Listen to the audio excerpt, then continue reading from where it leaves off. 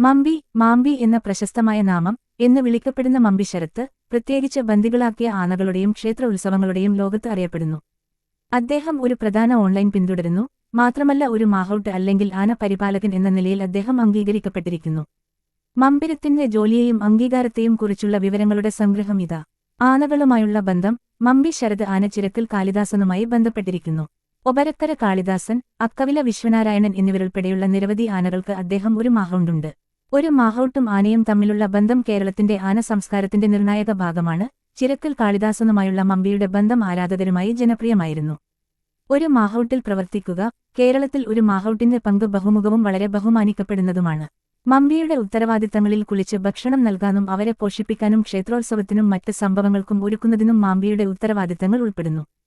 ആനകളുമായുള്ള അദ്ദേഹത്തിന്റെ കഴിവും ബന്ധവും വയലിൽ ഒരു പ്രൊഫഷണലായി അദ്ദേഹത്തിന് ഒരു പ്രശസ്തി നേടിയിട്ടുണ്ട്. ഓൺലൈൻ സാന്നിധ്യവും ജനപ്രീതിയും. മമ്പി ശരത്ത് ഒരു സോഷ്യൽ മീഡിയ താരമായി മാറി ഒരു വലിയ ഫാൻ ബേസ് യൂട്യൂബിനെപ്പോലുള്ള പ്ലാറ്റ്ഫോമുകളെ പിന്തുടരുന്നു.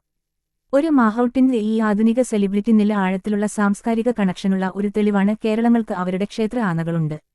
അവാർഡുകളും അംഗീകാരവും. ആന പരിചരണ അവാർഡ് എന്ന് വിവർത്തനം ചെയ്യുന്നതായി മമ്പി ശരത്ത് ലഭിച്ചു. ഈ അംഗീകാരം ആനകളോ